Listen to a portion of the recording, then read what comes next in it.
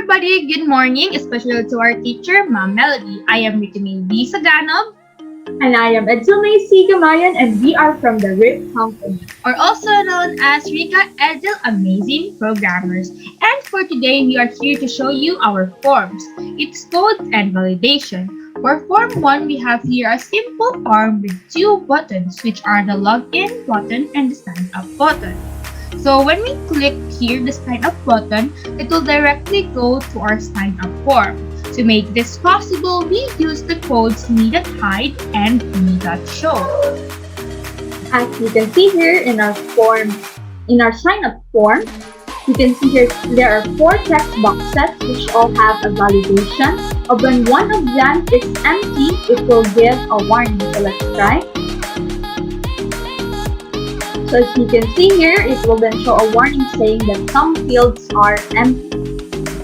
And as you can see here, there is an error provider beside the empty fields. Then what's unique about this part is that the applicant can create new usernames and new passwords. Their encoded username and password will automatically be saved in our Microsoft database. So Edsel, can we show them our Microsoft database? But first, let us type a username and a password. Okay, so for our username, let's try typing eds82, and for our password, let's try writing here Rika10. So this is our password, and as you can see here, as we type data in our fields, the error provider will now be gone. And let's confirm our password. So the validation for this field is that when it is not the same with the password here above, it will then show an error provider. So let's try if that works. So let's try if we only type the word Rika without the number 10. So still, it will then show an error provider saying that password does not match. So when we put 10 here, it's the error provider will now be done. And for our email, just type here random at gmail.com. Okay. So let's try to register this account, this username and password. You can see here the account is now created, and let's see if this username and password will be seen in our Microsoft database. So let's go to our Microsoft database.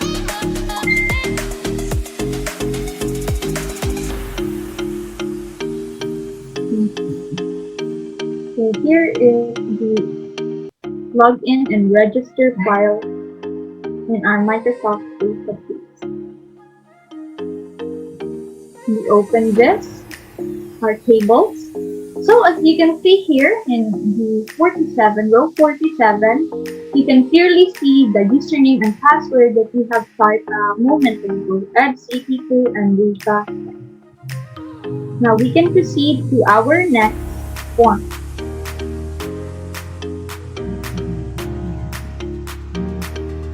Okay, now let's go back to our first form. So if someone already has a username and password, they can click the login button, which will automatically bring them to the login form. All of these fields, whether inputted incorrectly or empty, will notify the user using an error provider. And we also added a checkbox which allows the user to see or unsee their encoded data for the password. So let's just try inputting the data that we had earlier. Okay, so first let's try if we try to input your random data, what will be the warning for this?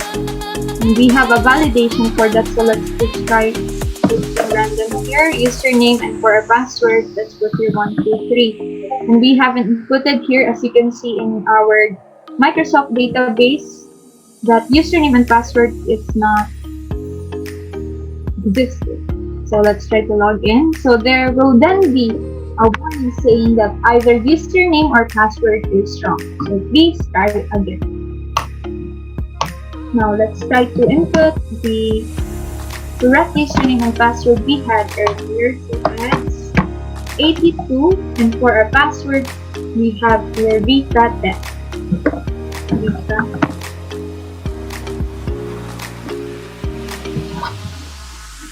Okay, and now let's try to log in this username and password. As you can see here, since our account is already been inputted in our Microsoft database, it is now then logged in. Now let's proceed with our next form. So we have here our registration form, and in this form you can see here the full name, which consists the fields of first name, middle name, and last name. So these fields here only accept strings, or as we call it, letters. So if we try to put here numbers or integers, it will then show an error provider. Let's try to. You can see here there is an error provider beside each field if we try to put a number here. This field accepts strings and we paste right away. So we must put here letters or strings. So let's use Rika May's Rika May, first name. Middle name is Bonda and her last name is Sekai.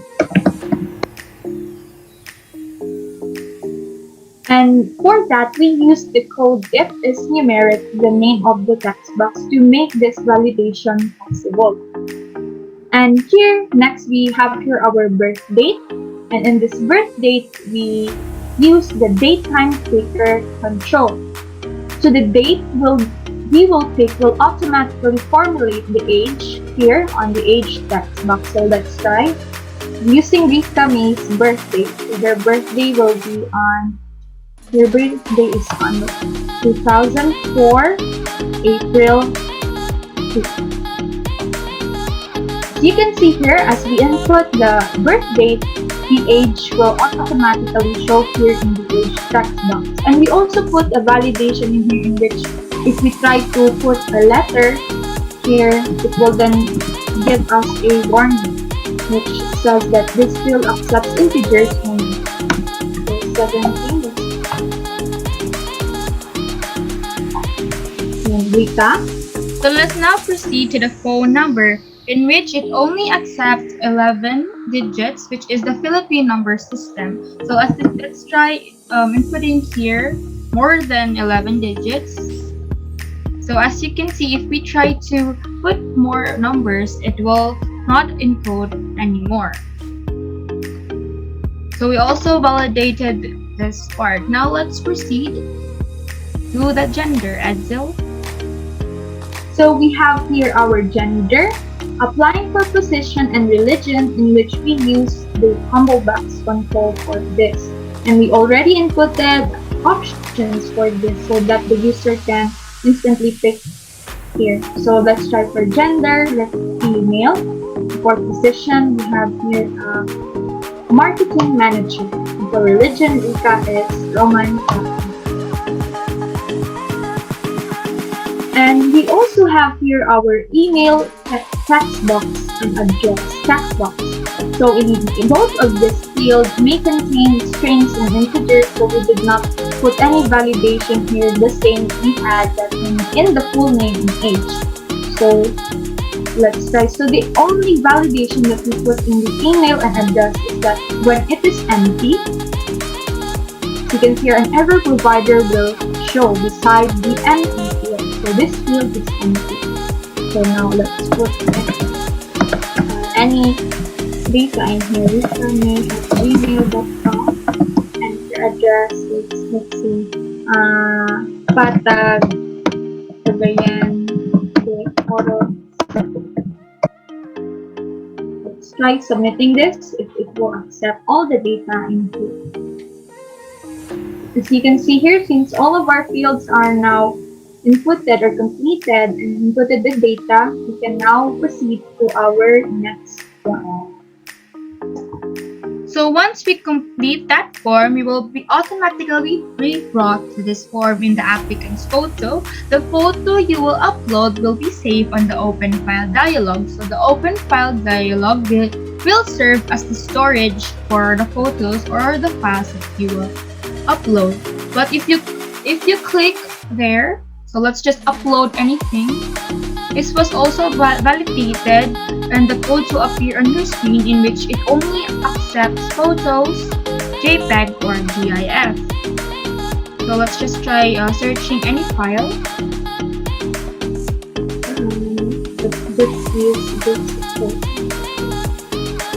But in the case if the user tries to upload the files without uploading any file, it will also give a warning. Let's try.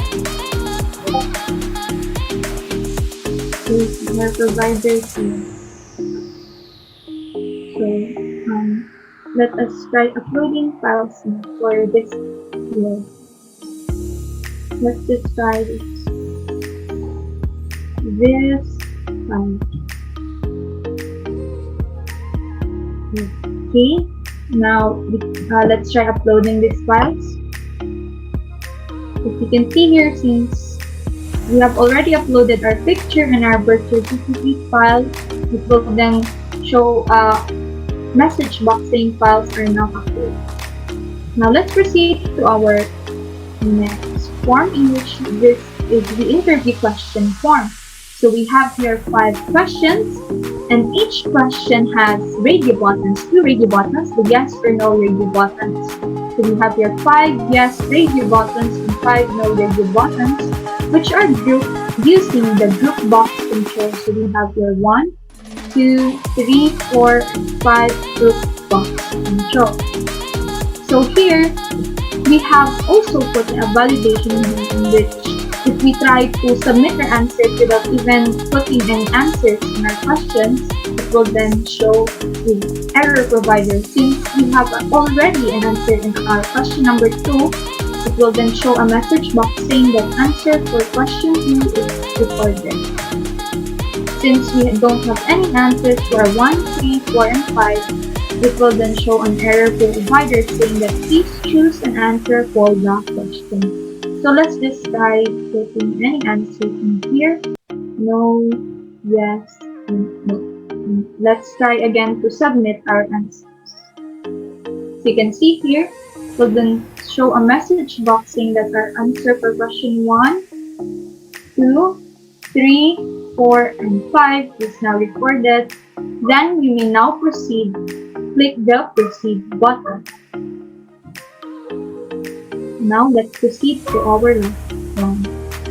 So for our last form, this is our simplest form in which we only have a text box. If this text box is empty, the program will give a warning, and when this text box is filled up on, we can now press our submit button, in which we will be delivered in our last form. So let us just try inputting anything on our text box so we can press the submit button. So thank you so much for listening, and I hope you enjoyed our